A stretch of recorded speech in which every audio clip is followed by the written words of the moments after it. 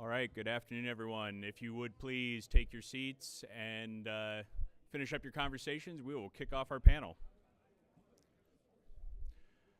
All right, so my name is Doug Livermore. Again, we are greatly appreciative to you all attending today. I wear a number of hats here today.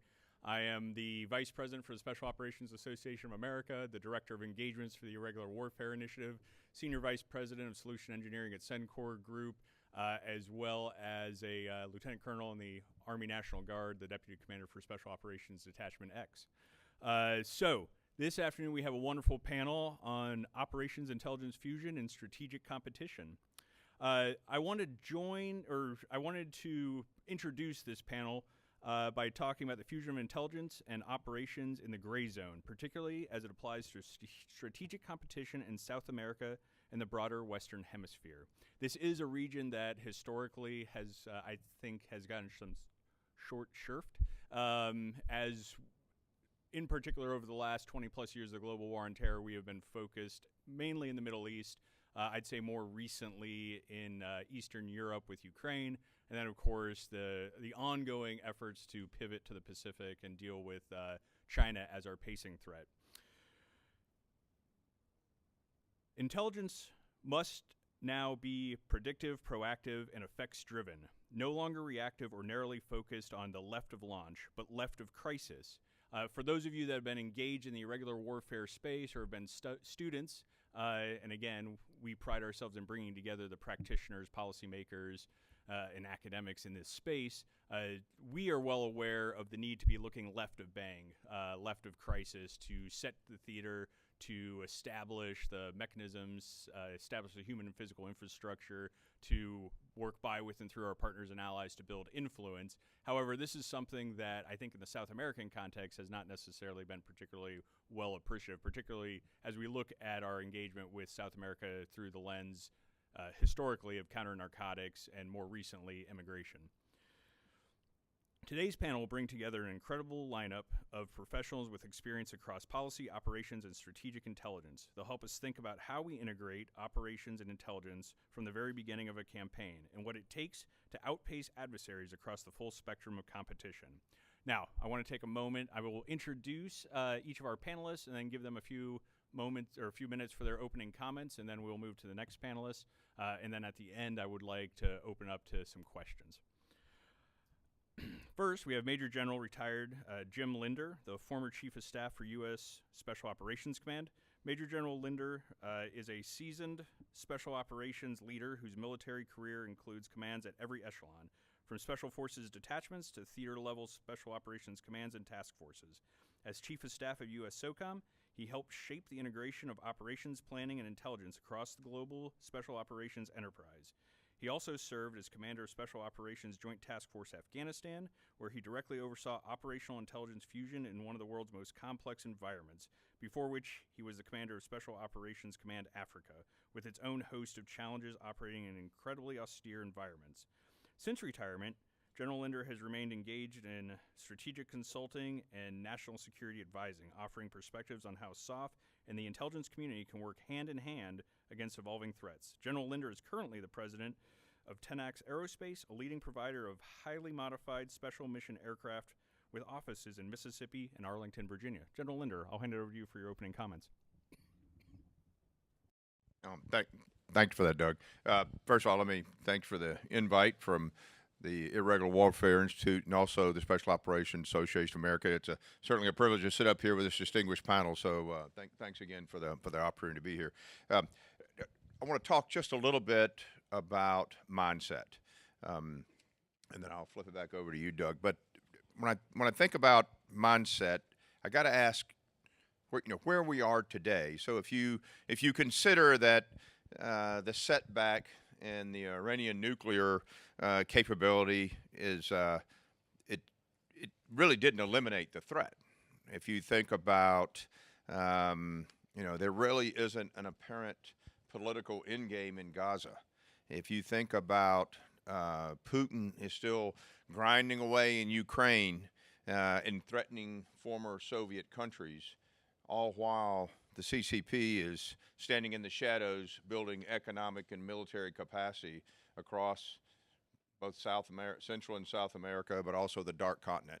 So, you really need to strap on a bit of a mindset to kind of get your arms around that, because, the CCP, and you can call it the PRC, the CCP, the Chinese, however you want to frame it. I think we all know who is certainly leading that pack. They don't see power projection the way that we have dealt with violent extremist organizations. They employ their tenets of unrestricted warfare, where they're looking at economics, they're looking at public opinion, and they look at lawfare, which really works to blur the lines and between war and peace. And really, the first rule of unrestricted warfare is there are no rules. So if you put that in consideration, then you got to think, how do we as Americans, but more broadly the West, how do we view this? Are we really? I mean, there is a theory out there. There is an argument that we are suffering from a strategic atrophy in which we're looking for the term war as a form of legitimacy, where two nation states fight one another, and then you come to an agreement, and then you have an end state. But there's an argument to that really conventional war is really a relic. It's going by the way of the typewriter and the dodo birds. So if you buy into that idea, one of the things that we've talked about in the national security environment for many years is more of a whole of government. We use the terms like DIME and midlife, or whatever you want to use the acronym tomorrow.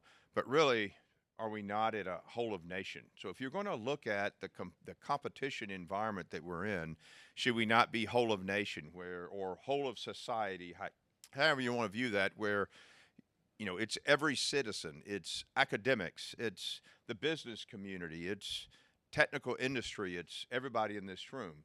Now, this room is full of like-minded people. I think you all kind of view it that way, but I guess maybe the challenge I have out there is, how do we promote that idea that we really are a nation or a way of life that's at war? If you consider that the character of war, we all know the nature of warfare doesn't change. It's about violence, but the character of war does change, and that's in fact what we're watching right now, where all the previous panels have brought it up in many different avenues, how they've talked about it. But really, if you look at, well, what are we at war against? I would argue that this is literally a war against men who choose to rule through subjugation and intolerance. It does start to beg the question, if that's what we're at war against, do we need to change our mindset on how we look at them? If conventional forces that we build are certainly there, we want to build conventional forces to deter, and then if they can't deter, to win. And you got to have real capability to do that. You just can't have, some kind of strategic ambiguity saying we may or may not go defend Taiwan. You need to be firm. You need to demonstrate capability. And being a SOF professional, I got to look at this and say, well, you built SOF as kind of a dumpster fire force. We can start them or we can stop them. But really, you can also go back and say, what is the mindset that we as a nation need to gather around? And I would offer maybe it is a perpetual campaign mindset, where we look at this not with an end state, but a constant competition. And there will be violence. There will be surrogates. But it won't be surrogates with, I would offer, it's probably not going to be surrogates where there is uniformed Chinese soldiers shooting at uniformed American soldiers, because the catastrophic consequences of that are beyond anybody's, really imagination. Nobody wants to deal with that. But surrogates, yeah, you could see that. You see it now. I mean, the surrogate warfare isn't tomorrow, it's today. It's Hezbollah, it's Hamas, it's Wagner. It's those that we already see on the battlefield. It's the Chinese security forces that are out there with all the state-sponsored organizations that they have in Africa. So I just throw that out there as the way to think about it, because while China can definitely overcapacity, overbuild. I mean, they have 28% of the manufacturing capability on this planet is coming from China. But where they can't win is in the information space. We will win in the information space, but we're going to have to strap on that mindset that says, this is a different way, this is a better way. And I think as we all appreciate, and we can throw lots of examples about how it's gone wrong in Africa, and model those for our Central South American friends. And we could take another couple of hours to do that, but I'll conclude there and just think that my final comments are about mindset. What's the mindset that not just this group need to have, but what's the ones we need to promote? Thank you very much, sir. Next, we'll have Ms. Theresa Whelan, who's the Director of Defense Intelligence for the Special Programs and Sensitive Activities in the Office of the Undersecretary of Defense for Intelligence and Security. Ms. Theresa Whelan serves as the Director for Defense Intelligence, as I mentioned, for the Office for Special Programs and Sensitive Activities, where she leads integration of strategic intelligence into the department's most sensitive operational efforts. Her current role sits at the intersection of policy, special operations, and intelligence, helping to align national security priorities with emerging operational demands. Ms. Whelan previously served as the Acting Undersecretary of Defense for Policy and as Principal Deputy Assistant Secretary of Defense for Homeland Defense and Global Security. She offers a policymaker's strategic view on how intelligence and operations can be aligned in a persistent gray zone environment. Ma'am, a pleasure as always. I'm glad to be sharing the stage with you again. If you have some opening comments, ma'am.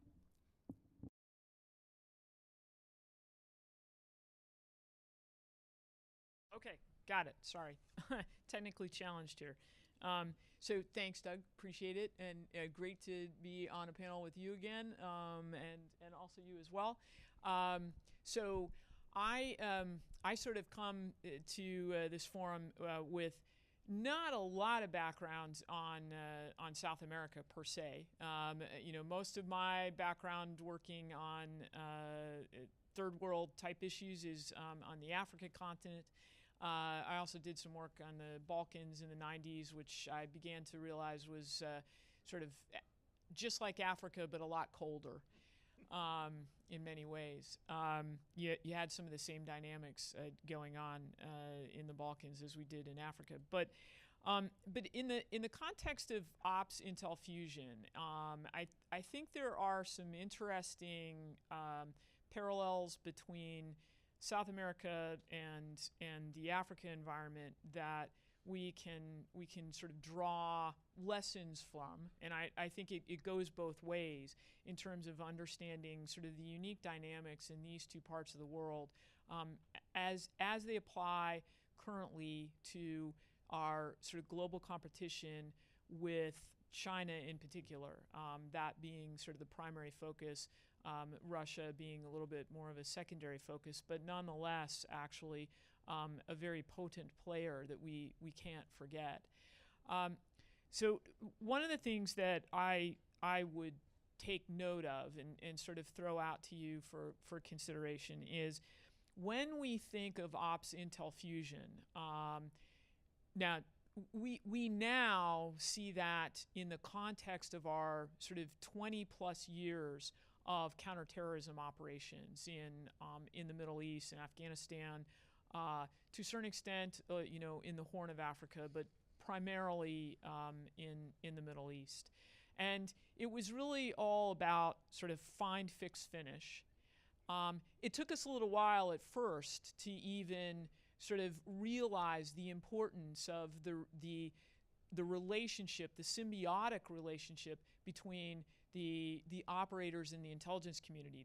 The traditional relationship is a linear relationship where they generally, the intel folks collect the information, they provide the analysis, they toss it over the green door to the ops folks, and then the ops folks, go and do whatever they're going to do with it, never tell the intel folks what they're doing, and the only thing that the intel folks see is, the aftermath. And then the cycle starts all over. And I think that was sort of the innovation that was developed during the early days of our battles against the violent extremist organizations, is that we had to establish ops intel fusion at the tactical level, and we had to sort of keep this fusion and keep this interrelationship active and dynamic and not make it linear. Each fed the other in a sort of a continual circle. So, and that sort of led to ultimately a very successful approach to addressing the threat of the VEOs and really tamping it down, putting them on their back foot. Took us a little while to figure it out, but once we figured it out, we came up with a pretty good operational battle rhythm that lent itself to success. The challenge to that in places like South America and or my favorite continent of Africa is that we're not necessarily in a kinetic environment in both of those places. In fact, we don't really want to be in a kinetic environment. That's what we're trying to avoid. So in Africa, yes, in the Horn of Africa, we were in a bit of a kinetic environment in Somalia, but that was pretty much it. And we evolved a little bit. We took that playbook and we said, okay, we're going to use the same playbook and we're going to do that in the Sahel. And so we spent millions of dollars. I forget how many tens of millions, probably close to $100 million, building a great base in a great location in the Sahel. And we only got to use it by the time it was finished for about 2 or 3 years before we ended up with the government being overthrown and us being, kicked out, which I think is sort of a great lesson in the way that we need to think about our ops intel relationship in places like Africa and in places like South America, which is, you have very volatile political situations, and placing it's not terrain that you own in the same way that we kind of establish control of terrain in Afghanistan and establish control in Iraq, and we had our facilities and we operated out of our bases. I mean, that became the way that we did business in those places. I mean, even our colleagues, at Langley relied heavily on DoD presence in order to conduct their operations. Well, that's not the way it's going to be going forward. We're not going to have that physical presence at that scale and have giant bases where we have the local Burger King and the local bowling alley that we put in place for the morale and welfare, and that's the operating base for all of the soft folks that go out into the field, or all of the agency folks that go out into the field. It's not going to work like that in places like Africa. Again, the loss of Agadez, I think, is a really good example, and we shouldn't forget that. So I think one of the things that we need to think about when we look at South America, and again, as relates to Africa, is where are we competing? Where's the competition there? It isn't kinetic, at least not now, and we hope, as I said, it won't be. So it however, it's economics. It's hostile and aggressive economic practices on the part of China in particular, to get state capture, to get resource capture. It's the information space where Russia has been actually quite adept in this space, but China is trying to improve their game in the information space. It's those types of areas, that non-kinetic competition, it's supply chain. These are the areas that when we are looking to be able to compete with our adversaries in places like South America, that we have to sort of shift our mindset to and move away from sort of the more kinetic mindset of find, fix, and finish in terms of ops intel fusion, and redefine ops intel fusion in non-kinetic ways. What does it mean when we talk about ops intel fusion and we're looking at trying to do supply chain disruption? Who's who's your operator in that case? Is it the soft team? Maybe not. Maybe it's the Department of Treasury. Maybe it's a commercial partner. So I mean, I leave you with a few of those thoughts. Just and I think we can have more discussion about that in a few minutes. But it's definitely to General Linder's point, we have to do a change in mindset when we look at ops intel fusion in South Africa or South America and of course Sub-Saharan Africa. Thanks. Thank you so much, ma'am. Yeah, and having spent a good bit of time in the Sahel myself, I do think that if we look at the model of, I think we lost some of we missed some of the indications and warnings of regime instability in the Sahel that I think is definitely translatable when we start looking at the South American context. So thank you very much, ma'am. And then last but certainly not least, Daz D. Harvey. I feel like we see each other all the time now. But Mr. Randall Harvey, he's the Deputy Assistant Secretary of Defense for Special Operations Policy and Programs. He is a third-generation veteran and a retired Air Force officer. Mr. Harvey brings over 20 years of leadership in special and conventional operations. After beginning his career as an aircraft maintenance officer, he transitioned into special tactics and served as a Joint Terminal Attack Controller with Joint Special Operations teams. He has commanded Air Force, joint, and multinational special operations organizations across combat, humanitarian, and training missions worldwide, and has led the modernization of Air Force Special Operations Command with a focus on near-peer challenges.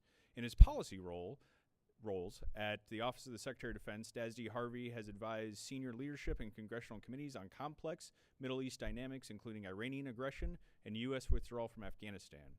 His deep operational experience, strategic acumen, and understanding of both tactical and policy spheres position him to offer unique insights on shaping the future of U.S. defense posture in the special operations domain.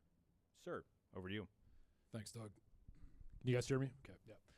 I just want to say it's a real pleasure to be here with these two up front. I know they've said the same, but I actually served under General Linder's command about 8 years ago in Afghanistan. He doesn't know that, but it's a pleasure to be back here with you, sir, and back spending time in the Pentagon is my second tour here, but Miss Whelan is a mainstay, and having been in various roles, it's a real honor to be with you both. So thank you, and thanks for that intro, Doug. So on the special operations side of the house, I'm notably biased, so all my comments will be kind of soft-oriented, but just kind of painting a lens on how I see it and how I believe fellow special operators in the command would view it to some degree, but my own lens as I thought through this last night into this morning. I kind of thought about this notion of relative superiority. And if you've read McRaven's work or any of his papers and follow on, this term is not unique to him, but this notion of relative superiority. And in the lens of what we've been discussing here and what I heard earlier, I think this is very important. Just to define that and just describe what it means to me, at least, you can think about the Spartans of at 300 Thermopylae facing off against thousands of Persians, where on the surface you've got a significant overmatch size and balance between the Spartans and the Persians. But in those hot gates, and if you've read Stephen Pressfield's work, in those hot gates, those 300 warriors had relative superiority. They had the tactics, techniques, and procedures. They had the equipment. They had the synergy amongst themselves and how to operate in that tight space. And they had overmatch in that one moment, in that span of time. You can think about other examples too. The Roman phalanx against a large army, that pinpoint end of that phalanx has relative superiority. You can look to Mac-V-Sog, those warriors in Vietnam that were operating in twosies and threesies against hundreds of NVA. And on the surface, it looks like a significant overmatch in the wrong way. But through the tactics, techniques, and procedures, sneaking around in the jungle and leveraging partners and allies to do what they need to do, they were the ones that had overmatch in those key moments in time. You look at what Israel just did and what Ukraine has done, pushing effects forward on the battlefield and then forward projecting from there to achieve really strategic effects against an adversary. That is absolute overmatch. And so as you think about relative superiority, these are things that these are the conditions, these are the tactics, techniques, and procedures. This is the unique things that you can create to achieve overmatch against a potentially sizable adversary that you're facing. And so the thing about SOF is we're uniquely really good at this, in my opinion. We have the ability to partner. We talked about a lot of things here in this panel and the previous one that I stayed for. I think the partnerships, in my experience, working around the globe with various partners, various interagency, talking about leveraging the joint community, leveraging the lessons and the interaction with interagency, intergovernmental groups, multinational, and then commercial. SOF has a unique ability to interlace between all of those communities, bring them together, take the best of breed, and no matter if it's a finish that is commercial in nature or helping out a governmental official conduct an action that ends up achieving the effect, SOF does not care. We are finish agnostic, as they say. And so SOF has a unique ability to bring all that together and partner with the right folks to achieve an effect. Okay. Culture. We have a get to yes culture. There is no in special operations. All right. A sergeant major look at me right now. I don't know, but I'll tell you, as a commander and as working with other commanders, if that commander wants something or there's policy that directs something, it is here's how we could do that. Here are the risks, and the person that owns the risks make the decision. But it's always a method to yes. Okay. The beautiful thing about special operations, the culture, the warrior culture that will always allow that kind of conversation to take place about getting to yes. The authorities and the resources that we have that are somewhat unique that allow us to develop and cultivate the right things at the right time and put them together at the right moments to enable the kind of finishes we just talked about. And then the talent pool, we selectively assess, recruit, and train folks to do things that are pretty unique. And it's not just special operators, it's folks that enable the battlefield. And it ends up being a culture of a group of capability that you just cannot duplicate in my assessment.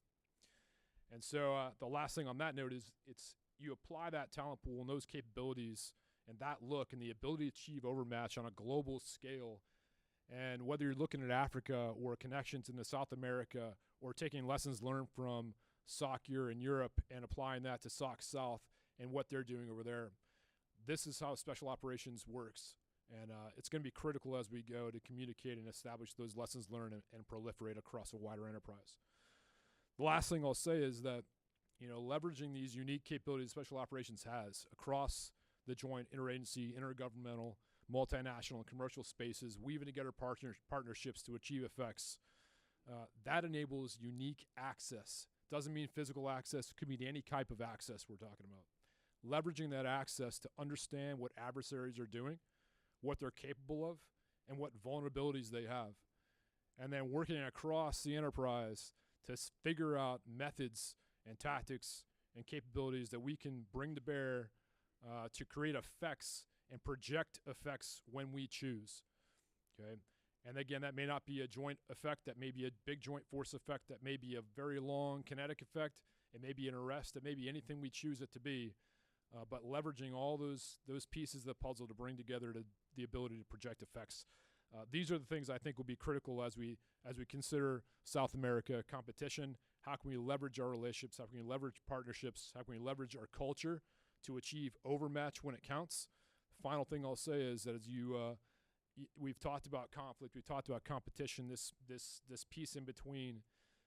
Really, you cannot surge these types of relationships. You cannot surge these capabilities. You cannot surge the trust within partners and everything else. You've got to build this proactively.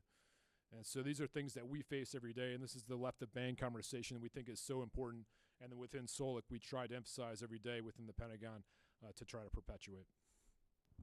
Thank you very much, sir. Yeah, and obviously I think I speak for, well, this won't surprise anybody. I'm a gigantic fanboy for special operations, having been in the community for a long time.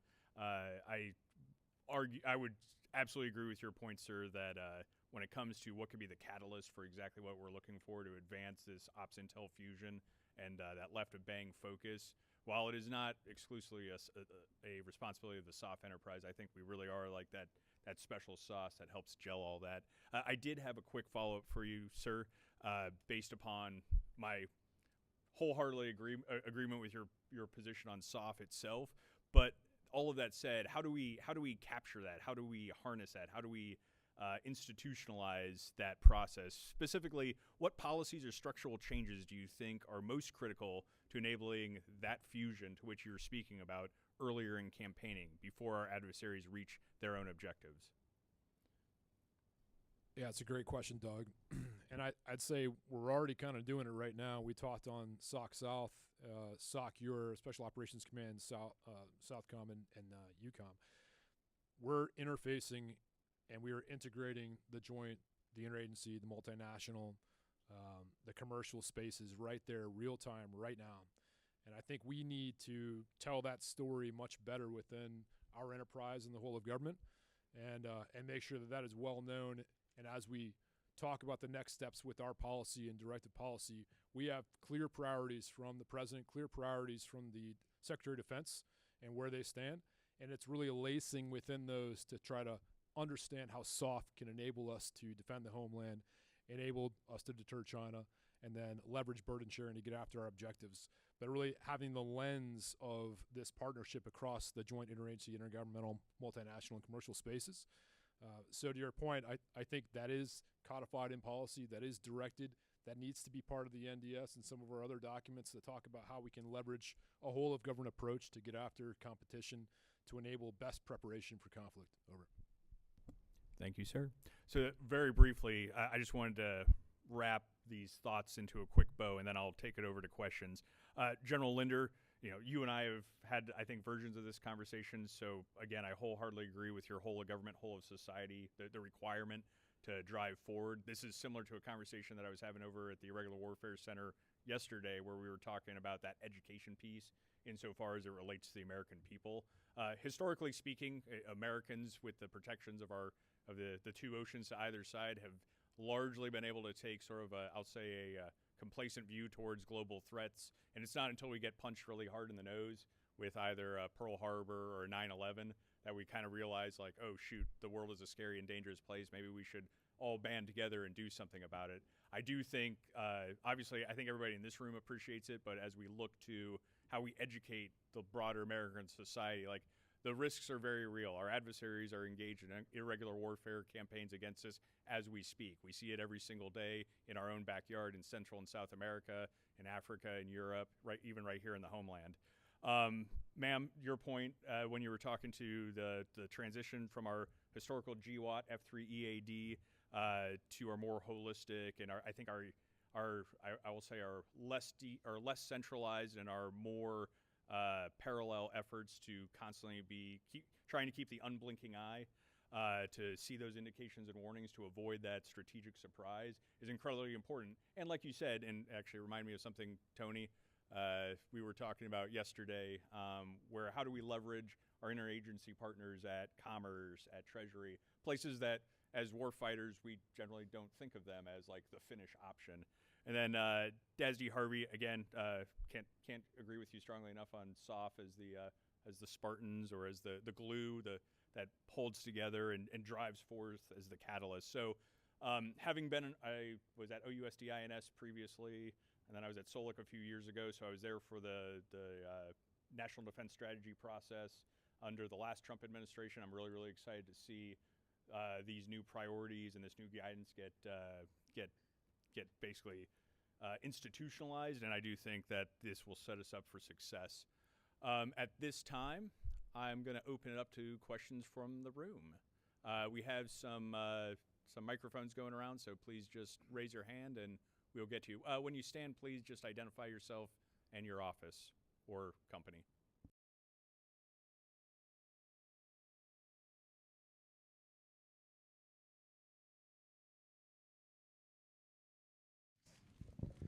Hey everybody, Adam Hill. I am actually a SOF fanboy as well, retired from JSOC in 2021. I'm now at Babel Street, still in the intelligence game. So my question goes to actual General Linder. I worked underneath of you, actually had dinner with you once, but I don't expect you to remember me, while I was attached to Special Forces ODA in Mauritania. So while I was there, I saw how information operations was used really well against violence extremist organizations. Of course, over the last few years, we've seen how we turn a blind eye to our near peers, and we've seen Russia gain influence in Africa, China gain influence, and of course, looking at the same thing in Latin America. So my question is, how do we take our successes against VOs in the IO space, and how do we shift those and use those against our near peers in our backyard? Well, I'll make a stab at it. Then I'm definitely going to pass that one over to Theresa because she's in the middle of how we craft that policy and the direction. But interesting, Mauritania. So we can build stories all day long on how the Chinese have screwed up wherever they've been in Africa, whether it's they built the DIA building in Nigeria and 6 months later it was falling down, or in Mauritania how they bargained to say, hey, if you let us bring our Chinese fishing vessels over here, we'll build you a Chinese fish factory, and oh, by the way, we'll build you a mosque or whatever what else they bargained for. And sure enough, they signed the deal regardless of the European fishermen who were coming from Spain and Portugal in little family ships to do the fishing, and we're paying the Mauritanian a tax on that. So when the Mauritanians basically looked at them and said, okay, we're going to sign the deal with the Chinese. They're going to build a factory. They did. They built a factory, brought 1,000 Chinese over, put 3 Mauritanians at the front door. Then they brought the industrial fishing vessels over and sucked all the fish out of the ocean there on the coast. So even the young man in the little dhow that goes out and catches a fish and brings it back and was able to trade the fish for some flour for his family. There's no fish for that young man in the dhow. And they did. I think they got a little soccer stadium out of that thing, or a mosque or whatever it was. But at the end of the day, it was a disaster. And so they ended up having to kick the Chinese out, forbid them from fishing off the coast after they'd sucked all the fish away. And so the Chinese left 1,000 Chinese running the streets of Mauritania. So there's lots of stories. Every country they have touched, whether it's Djibouti or Kenya, every country they have touched, they have turned into a disaster. So that's just my inside voice speaking. So, but I think there's lots of ways that we can replicate those stories. And the last panel talked to it also about sharing those lessons learned with all of our friends down in Central South America. Let them be aware that this is what's going to happen. If the Chinese are running your telecommunications infrastructure, if they're running your banking system, whatever they're doing, they're going to have control of. And you could go and talk to the Djiboutians right now who have no control over the Chinese military industrial docking that they built right in the smack dab middle of their country. And the Russians lease from the Chinese. The Russians don't lease from the Djiboutians. So, again, every story out there is one that has panned out very, very poorly from the host nation. Anyway, I'll pass on probably the policy kind of direction over to Theresa because I think she's better prepared to answer about what are we doing now. So. Well, thanks. No, I totally agree with you. I mean, I think we have a lot of opportunities, it seems to me, to go on the offensive in the information space, but we seem to approach it very tactically and not strategically. So my office actually partners with SOAA. SOAA has, in terms of the information operations space and the governance thereof within the Pentagon, SOAA has the MISO piece of it. We have MILDEC and other things in INS, but I do think there are tremendous opportunities that we could capitalize on in the information operations space.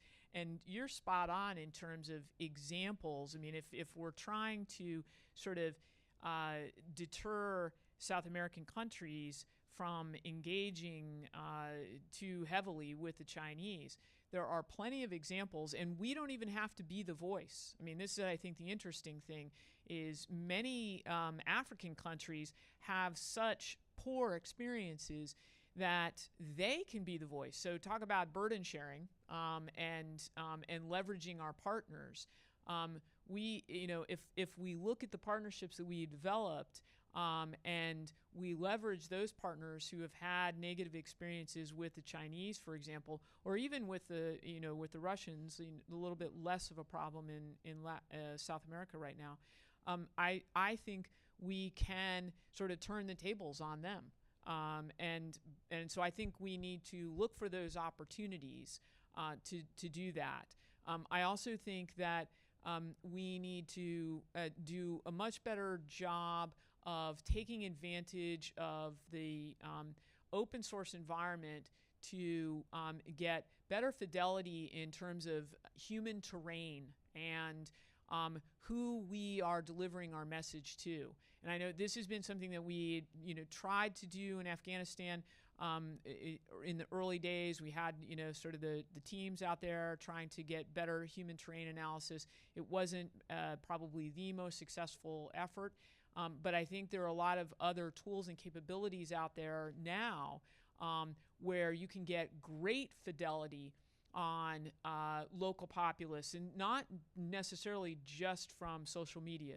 That's one source, but there are other ways that you can understand in great depth the attitudes of the local populace, what annoys them, what issues they support, and that can be leveraged by the COCOMs, by Southcom, into some really potent information strategies that can then be put in play in South America. Thanks. I'll pile on real quickly because President Ghazwani, former General Ghazwani, now the president of Mauritania, his family lives here in the States. And they went to school here. This is where his regular traffic pattern is. So back to what Theresa just talked about, I think that we're predisposed to have the kind of partnerships and really friendships with a lot of the leaders, especially in places in Africa where we've engaged before. And I'll just close by the most lethal weapon out there. It does not come from an airplane or come from a rocket launcher. The most lethal weapon that we have out there is the truth, and being able to amplify that truth across our friends in Central South America is, again, not only the most lethal weapon, but it's almost a responsibility we have to keep them informed. So thanks for that question. Yeah, just a couple comments, not much to add to that. But, as we take a look from a soft perspective in terms of partnering, looking at partners out there in the region, on the continent, oftentimes we look at the entire scale of warfighting functions. Hey, how do we enable C2, intel, fires, movement, maneuver, sustainment, protection, etc.?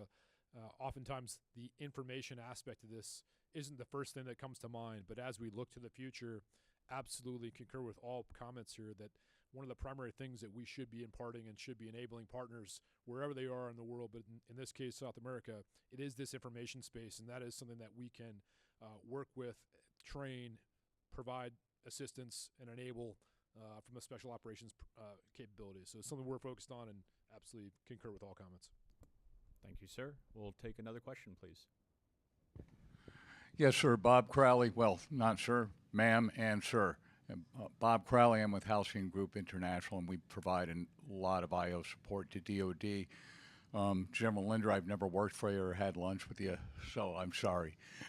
My question is also in the IO arena. Ma'am, really appreciated your comment about the need for strategic and out of the tactical to some degree. But General Linder, I would like to roll back to something you said in your opening comments, and I may have misunderstood it.